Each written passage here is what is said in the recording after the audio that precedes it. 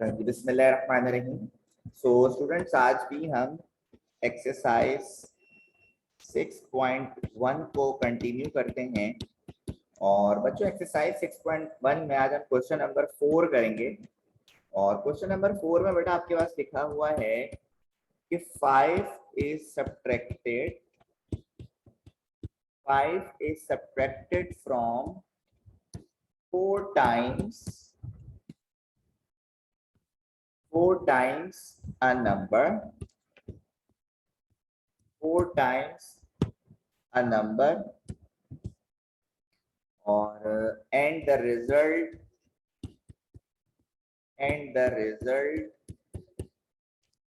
double। अच्छा जी, उसके बाद बेटा आपसे कह रहे हैं कि if the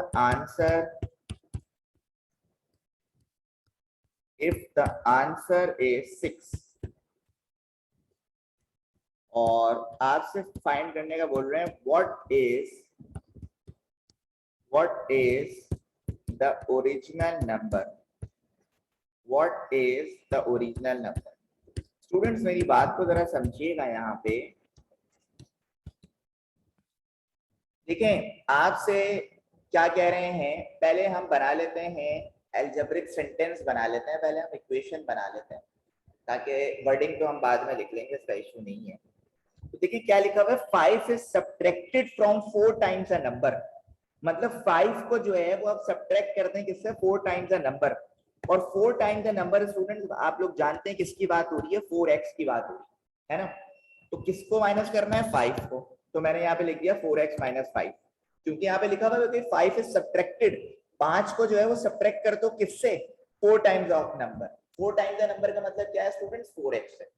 उसके बाद क्या लिखा हुआ है students, and the result doubled if the answer is 6।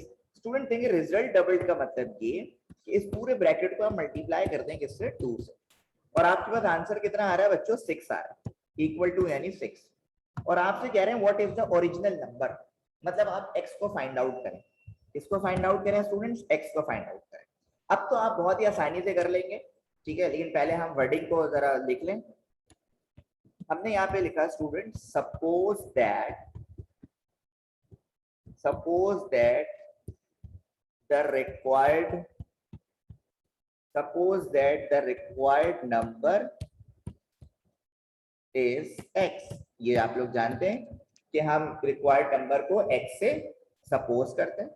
उसके बाद लिखा हुआ है students 4 times the required number, 4 times the required number।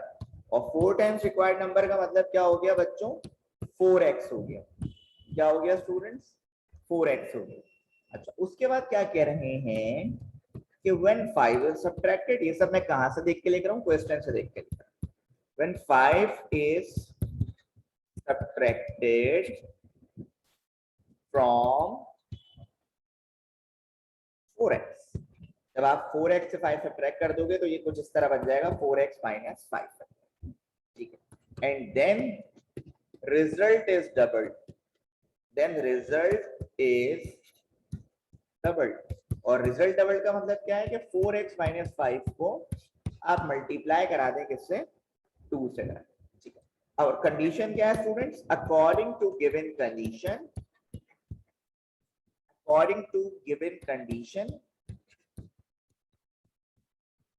answer is 6, answer is equal to 6, ठीक है।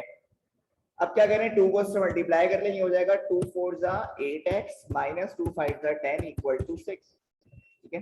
अब -10 बेटा इधर जाके क्या होगा, ऑब्वियस सी बात है +10 हो जाएगा, तो ये हो गया 6 + 10, तो 8x इक्वल टू 16।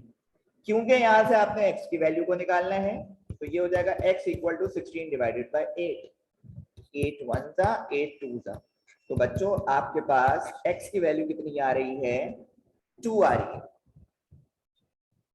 तो x को स्टूडेंट्स आप किस में लिख देंगे, सॉल्यूशन सेट में लिख देंगे, तो ये 2 आपका क्या हो जाएगा बच्चों, आंसर हो जाएगा। अच्छा जी, अब स्टूडेंट्स हम बात करते हैं क्वेश्चन नंबर 5 की। और क्वेश्चन नंबर 5 में क्या लिखा हुआ है बच्चों, when a number is added to 4, when a number is added to 4। अच्छा, इसको देखते ही आप लोग समझ गए कि when a number is added to 4 इसका मतलब क्या है स्टूडेंट्स, नंबर को किससे सपोज करते हैं, x से, तो यानी x + 4 हो जाएगा ये। अच्छा, उसके बाद क्या कह रहे हैं आपसे कह रहे हैं the result is equal to subtracting 10 from 3 times of it। और फिर आपसे कह रहे हैं what is the number। अब मेरी बात को जरा ध्यान से समझिएगा सॉल्यूशन में। अच्छा, इसकी जो वर्डिंग है स्टूडेंट्स वो तो हम बाद में भी लिख लेंगे, पहले हम जरा ये देख लेते हैं क्या कह रहे हैं। सबसे पहले लिखा हुआ when a number is added to 4, इसका मतलब क्या है कि एक नंबर है उसमें ऐड कर दो 4। अच्छा भाई, उसके बाद द रिजल्ट इज इक्वल लगा दो भाई, the result is equal to subtracting 10 from 3 times of it. 10 को सब्ट्रैक्ट कर दो किससे, 3 टाइम्स ऑफ अ नंबर से, तो ये कितना हो जाएगा भाई 3x - 10। अब इधर से आपको x की वैल्यू निकालने में कोई मसला नहीं होगा, ठीक है। तो अब हम इसकी पहले इक्वेशन बना ली, अब हम इसकी वर्डिंग लिख रहे हैं। वर्डिंग भाई ये कुछ भी न्यू नहीं है उसमें, आप खुद भी लिख सकते हैं, लेकिन चले मैं दिखवा देता हूं कि सपोज दैट द रिक्वायर्ड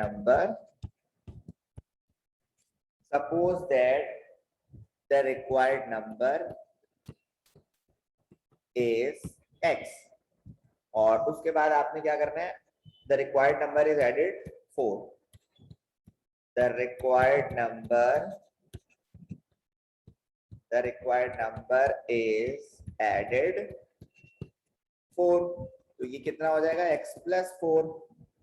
और उसके बाद क्या कह रहे हैं कि 3 times required number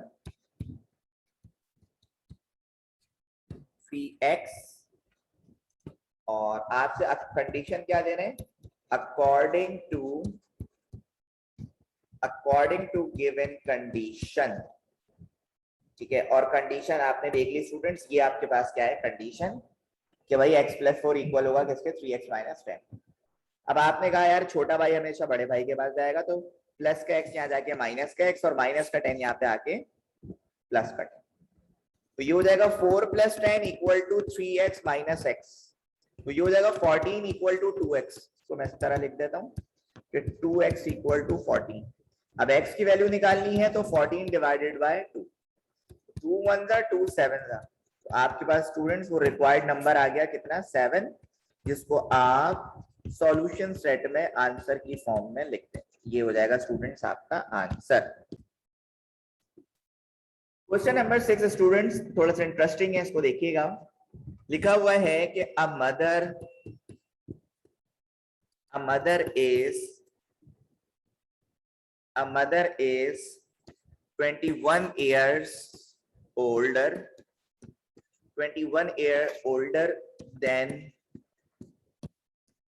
than her newborn baby,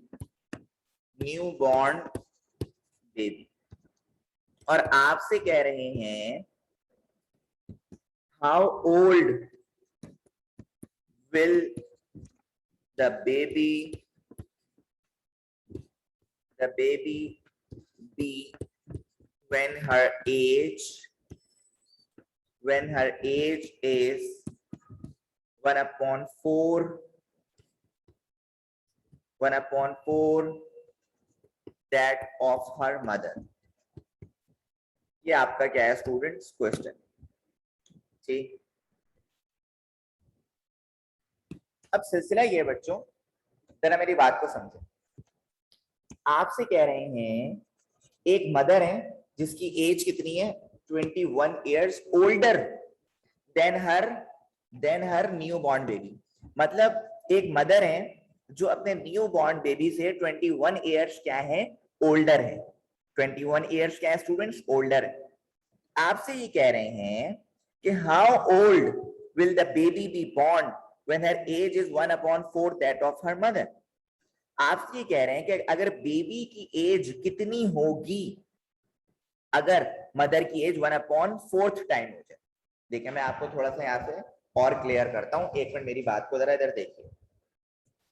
सबसे पहले इसका वर्डिंग इसको लिख लेते हैं। Suppose that the baby will be x years old। क्योंकि हमें बेबी की ही एज फाइंड आउट करनी है, इसीलिए हमने इसको क्या कर दिया, x सपोज कर। अच्छा अब मेरी बात को जरा समझिएगा। The age of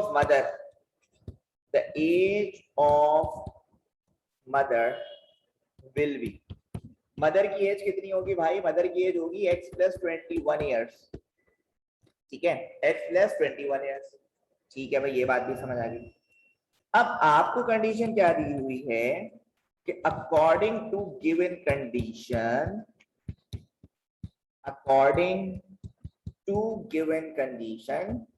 the age of the baby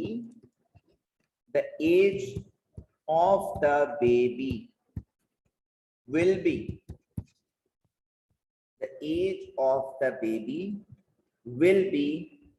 1/4 of its mother। Students आपसे ये कह रहे हैं कि अगर मदर की एज को हम 1/4 टाइम कर दें तो बेबी की एज कितनी होगी। तो बहुत ही सिंपल है, देखिएगा मेरी बात को समझिएगा। पहले तो ये लिख लें आप, the age of mother will be कितना है, x + 21, और कह रहे हैं 1/4 टाइम, तो भाई इसको आप मल्टीप्लाई कर दें 1/4 से, और आपको मालूम क्या करना है, x यानी बेबी की एज। अब ये x + 21 को 1/4 से करेंगे, x + 21 डिवाइडेड बाय 4 = x हो जाएगा। ठीक है, अच्छा जी। अब होगा क्या स्टूडेंट्स कि क्रॉस मल्टीप्लिकेशन होगी ऑब्वियसली, x + 21 = 4x, प्लस का x यहाँ पे आगे क्या हो जाएगा स्टूडेंट्स, माइनस का x हो जाएगा, है ना। 4x - x, तो 4x - x को मैं इस तरह लिख लेता हूँ, तो ये हो जाएगा 3x = 21, तो x = 21/3, 3 1 जा 3 7 जा, तो x की वैल्यू कितनी आ गई, 7। ठीक है, इसका मतलब क्या है स्टूडेंट्स, अच्छा इसको तो पहले मैं सॉल्यूशन सेट में लिख लूं। अच्छा इसका मतलब क्या हुआ स्टूडेंट्स के बेबी की एज कितनी होगी, 7 होगी। अगर बेबी की एज 7 का मतलब x की वैल्यू को अगर उठा के तुम इधर डाल दो, किधर डाल दो, इधर, तो 7 + 21 28, मतलब जब मदर की एज 28 होगी ना, तो बेबी की एज कितनी होगी, 7 होगी। ठीक है, अगर यहाँ पे 1/6 होता तो हम यहाँ पे 1/6 से मल्टीप्लाई कराते। ठीक है, तो मेरी इस बात को आपने याद रखना। अच्छा जी, अब स्टूडेंट क्वेश्चन नंबर 7 में आपसे क्या कह रहे हैं, the sum of 3 consecutive numbers, the sum of 3 consecutive natural numbers is 192। आपके पास 3 consecutive natural numbers हैं स्टूडेंट, जिनका सम आपको दिया हुआ 192। आपसे कह रहे हैं फाइंड द नंबर्स। आप वो नंबर्स को क्या करें, फाइंड करें। अब इसमें आपने एक चीज याद रखनी है बच्चों, याद क्या रखनी है, जरा समझना भी है। कंसेक्यूटिव 3 नेचुरल नंबर्स कौन से होते हैं स्टूडेंट्स, एक आपके पास होता है x, एक होता है बेटा आपके पास x + 1, और एक आपके पास होता है x - 1। ये आपके पास 3 कंसेक्यूटिव नंबर्स क्या होते हैं students, 3 consecutive numbers, natural numbers होते हैं। ठीक है, तो आपने यहाँ लिखा x + 1 x + -1 the 3 consecutive natural numbers। ठीक है, और आपको कंडीशन क्या दी है बेटा, इन सबका सम आपने यहाँ पे लिखा according to the given condition, according to given condition, the sum is the sum of three numbers, the sum of three consecutive numbers, consecutive natural numbers is 192. ठीक है, अब इसको आप किस तरह करेंगे? हम करेंगे x प्लस 1 और x माइनस 1 इक्वल है किसके? 192. अब देखिए क्या क्या कैंसिल हो सकते हैं। -1 + 1 क्या हो गया? कैंसिल। तो x प्लस x कितना हो जाएगा? 3x equal to 192. x equal to 192 divided by 3. तो जब आप सॉल्व कर लेंगे तो बेटा x की वैल्यू कितनी आ जाएगी आपके पास? 64 आ जाएगी। कितनी आ जाएगी बेटा? 64 आ जाएगी। सही है। इसका मतलब क्या है स्टूडेंट्स कि आपके पास अब देखो 3 जो कंसेक्यूटिव नंबर थे ना, आप उसको इस तरह लिख लें। किस तरह कि the numbers are x minus 1 equal to कितना होगा? 64 माइनस 1 इक्वल टू 63 आ जाएगा। x माइनस 1 की वैल्यू आ जाएगी। इसी तरह x की वैल्यू तो आप लोग जानते हैं कितनी है? 64 है। इसी तरह x प्लस 1 की वैल्यू कितनी हो जाएगी? 64 प्लस 1 इक्वल टू 65. तो ये आपके पास 3 कंसेक्यूटिव नेचुरल नंबर्स हैं। अगर आप इन तीनों का सम करें, क्या कह रहा हूं स्टूडेंट्स में कि ये जो 3 कंसेक्यूटिव नंबर्स हैं 63, 64, 65, इन तीनों का स्टूडेंट्स अगर आप सम करेंगे ना तो आपके पास आंसर कितना आएगा? 192 ही आएगा। तो ये आपके पास रिक्वायर्ड कंसेक्यूटिव नंबर्स। इसके नीचे आप क्या करेंगे स्टूडेंट्स? एक लाइन और लिख दीजिएगा। वो लाइन ये है कि so the required 3 consecutive natural numbers, 3 consecutive